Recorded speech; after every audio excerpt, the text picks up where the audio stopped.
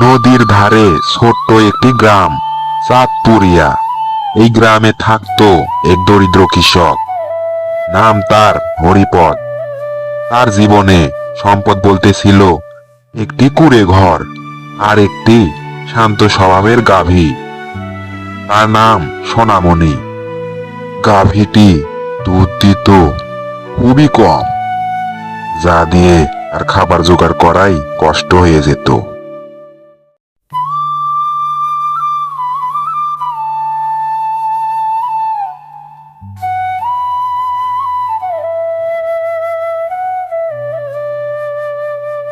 কি গো, ঘরে তো আর চাল নেই, সবজিও শেষ হয়ে গেছে, চাল ডাল কিছুই নেই ঘরে।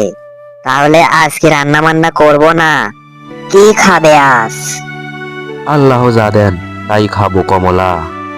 তুমি সোনামণিকে কিছু খেতে দাও, আমি দেখি বাজারে দুধটুকু বেচে কিছু নিয়ে আসি।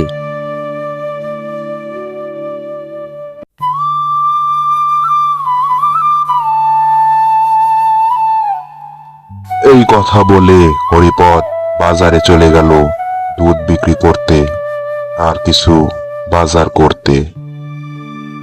তাদের সংসারে অভাব লেগেই থাকে। এরকম আরো ভালো ভালো কার্টুন গল্প পেতে এখনই চ্যানেলটি সাবস্ক্রাইব করে দাও। হরিপদ দুধ বিক্রি করে আর কিছু বাজার করে ফিরতে লাগলো তার বাড়ির দিকে। সে বাজার করে ফিরে এলো তার বাড়িতে।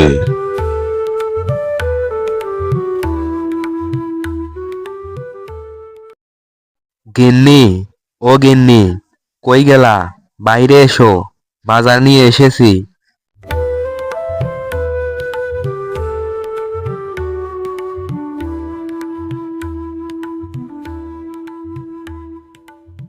ও, বাজার নিয়ে এসেছো?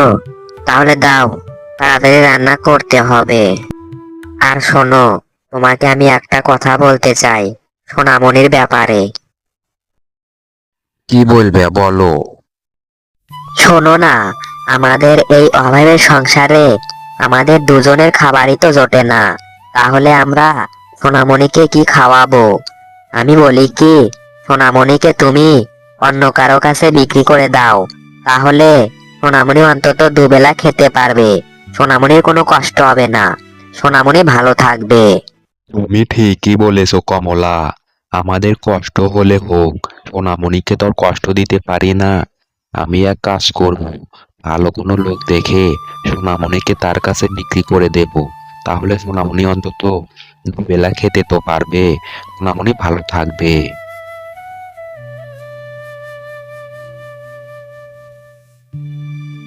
তাদের সংসারে খুবই অভাব। তাদের পক্ষে সোনামণির ভরণ পোষণ করা আর সম্ভব হচ্ছে না। তাই তারা সিদ্ধান্ত নিল সোনামণিকে তারা বিক্রি করে দেবে। তাই হরিপদ সোনামণিকে নিয়ে বাজারের উদ্দেশ্যে রওনা দিল।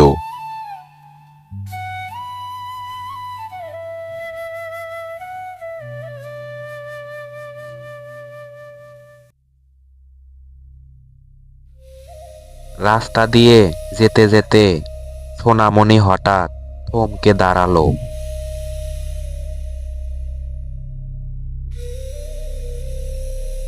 কিরে, কি হলো তোর আবার? দাঁড়িয়ে পড়লি কেন? চল যাই। হঠাৎ হরিপদ দেখতে পেল গাভীটির গোলা থেকে স্বর্ণের মোহর ঝরে পড়তেছে। হরিপদ এটা দেখে অবাক হয়ে গেল। হরিপদ স্বর্ণের মোহর কুড়োতে লাগলো।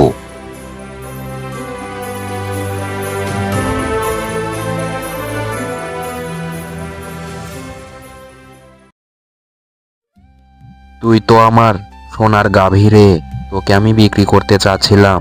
চল, তোকে আমি বিক্রি করব না, চল বাড়ি চল। গাভীটি হঠাৎ নিজে নিজে বাড়ির দিকে যেতে লাগলো। হরিপদ তার পিছনে পিছনে বাড়ির দিকে যেতে লাগলো।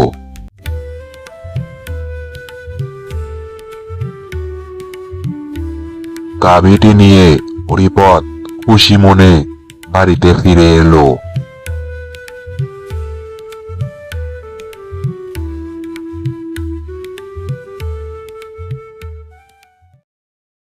বাড়িতে এসেই গাভীটি শুয়ে পড়ল। কমলা, কমলা, বাইরে এসো। দেখো কি হয়েছে, দেখো কি কাণ্ড হয়েছে, তাড়াতাড়ি বাইরে এসো।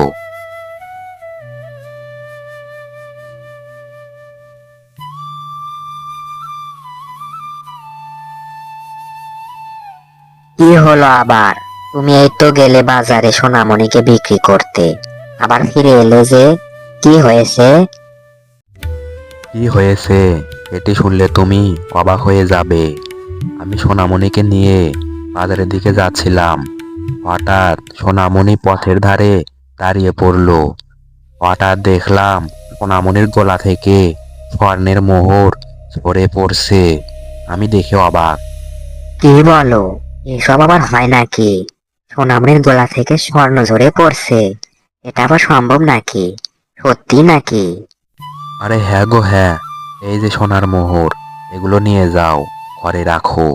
এসবই সত্যি। আল্লাহ আমাদের মুখের দিকে তাকিয়েছে, তাই আমাদের সোনামণির গলা থেকে স্বর্ণ পাঠিয়েছে। আমাদের আর কোনো অভাব থাকবে না। তুমি থাকো, আমি বাজার থেকে কিছু নিয়ে আসি, আর সোনামণির জন্যও কিছু নিয়ে আসি। সোনামণিকে আর কোনো কষ্ট দেওয়া যাবে না। এই কথা বলে হরিপদ বাজারের দিকে গেল বাজার করতে আর সোনামণির জন্য খাবার আনতে।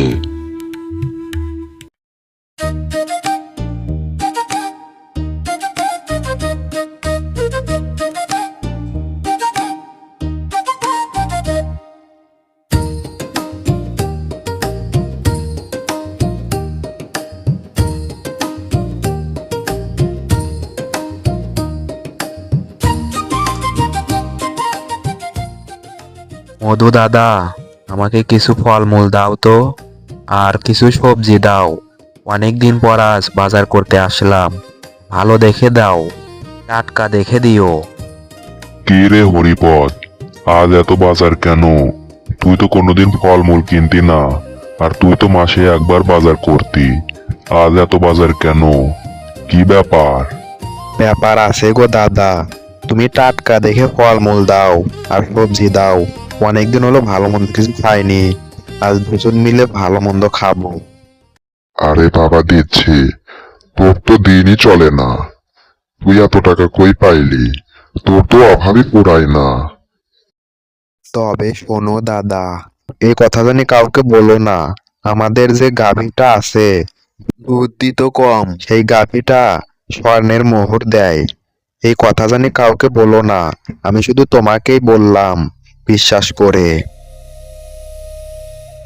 এই কথাগুলো বলে আর বাজারগুলো নিয়ে হরিপদ তার বাড়ির দিকে রওনা দিল।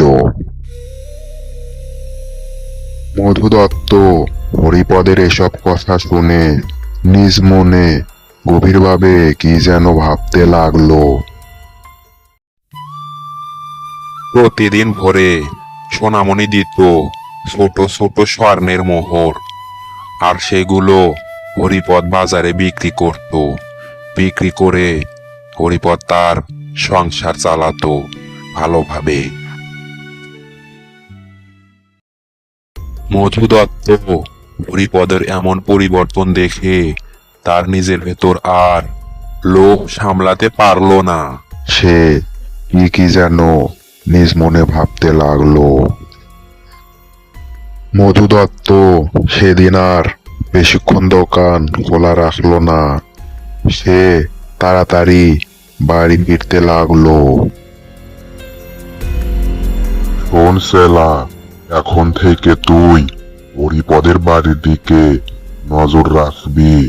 আমি ওর গাভীটা যে কোনো ভাবেই চাই। ঠিক আছে মালিক, আমি এখন থেকে হরিপদের বাড়িতে নজর রাখবো। বাড়ি ফাঁকা পেলেই আমি আপনাকে জানাবো। আচ্ছা, এখন তুই যা, হরিপদের বাড়িতে নজর রাখ। বাড়ি ফাঁকা পেলেই আমাকে জানাবি। যা এখন তুই।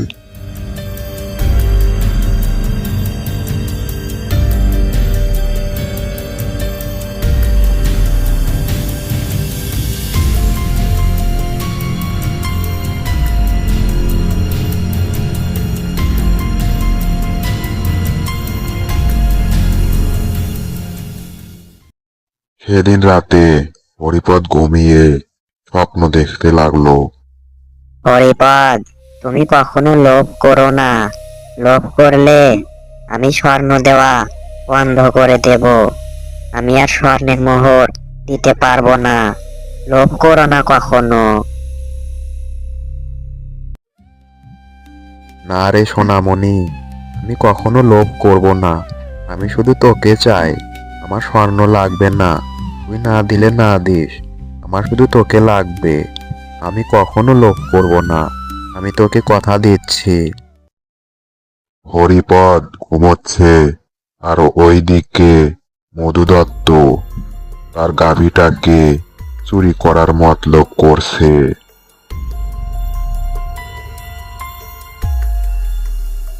দাদা, হরিপদের গাভী চুরি করার এখন উপযুক্ত সময়। এখন হরিপদ ও তার স্ত্রী ঘুমোচ্ছে, পুরো বাড়ি ফাঁকা। চলুন এখনই আমরা যাই। ভালো খবর নিয়ে এসেছিস। চল, আমরা এখনই যাই। এখন উপযুক্ত সময়।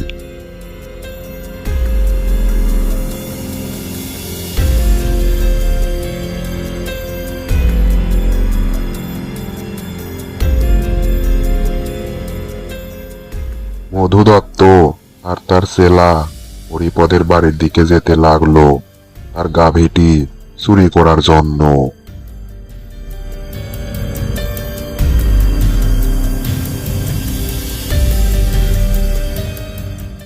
সোনামণি তখন ঘুমাচ্ছিল।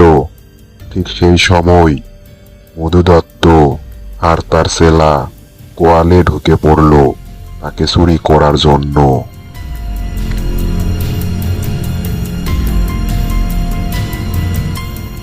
মধু দত্ত আর তার চেলা দুজন মিলে সোনামণিকে চুরি করে নিয়ে গেল। ভোর হলেই হরিপদের স্ত্রী গোয়ালে আসলো। গোয়ালে এসে সোনামণিকে পেল না। সোনামণিকে না পেয়ে হরিপদের স্ত্রী আতঙ্কিত হলো। কি গো, শুনছো? এদিকে এসো না।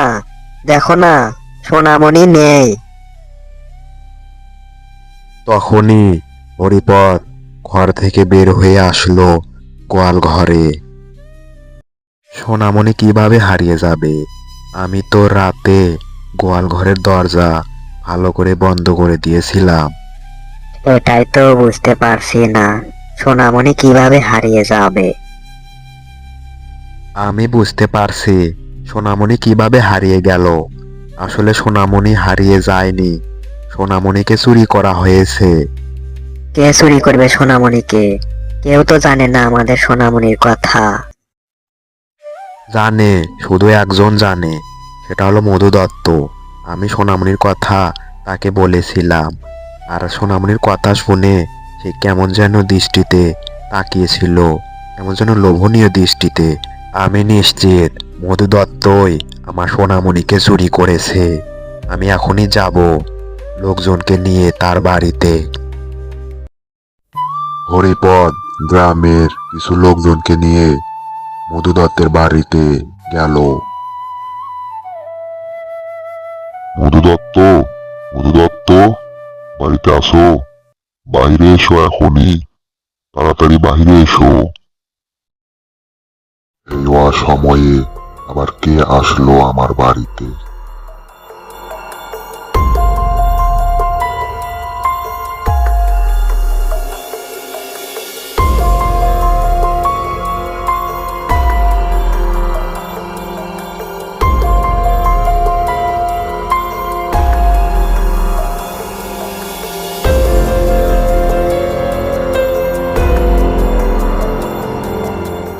কি হয়েছে মোড়ল মশাই? হঠাৎ আপনারা আমার বাড়িতে কি মনে করে? কি হয়েছে? তুমি নাকি হরিপদের গাভী চুরি করেছো? কি বলছেন মোড়ল মশাই? আমি হরিপদের গাভী চুরি করতে যাব কেন? হরিপদ বলল তুমি নাকি তার গাভী চুরি করেছো। সব মিথ্যা কথা মোড়ল মশাই, আমি কোনো গাভী চুরি করিনি। হরিপদ মিথ্যা কথা বলছে। ঠিক সেই সময় মধু দত্তের গোয়াল থেকে গাভীর গলার আওয়াজ আসতে লাগলো। গাভী ডাকতে লাগলো। আর হঠাৎ গাভী বাহিরে বের হয়ে আসতে লাগলো। আর গাভী বের হয়ে এসে কথা বলতে লাগলো। হরিপদ, হরিপদ, আমি হারিয়ে যাইনি হরিপদ। গাভীর কথা বলা দেখে সবাই অবাক। দেখেছো হরিপদ, লোভে শাস্তি পেতেই হয়। গাভীও আবার কথা বলে, এটা কি সম্ভব? গাভী ফেরত দাও। মোড়ল মশাই, আমাকে ক্ষমা করে দিন, আমার ভুল হয়ে গেছে, আমি লোভ সামলাতে পারিনি। হরিপদ, তুমি তোমার গাভী নিয়ে যাও। হরিপদ তার গাভী ফেরত পেল। তারা গাভী নিয়ে বাড়িতে যেতে লাগলো।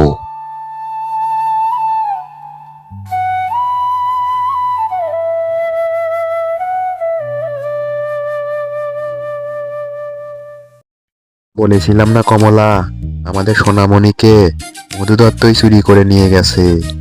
আমার কথা ঠিক হয়েছে। মধু দত্ত আমাদের গাভীকে চুরি করে নিয়ে গেছিল।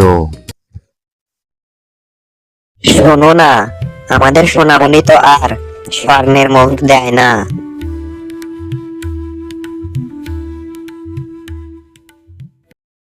না দিল কমলা, আমরা আমাদের সোনামণিকে ফেরত পেয়েছি, এটাই অনেক।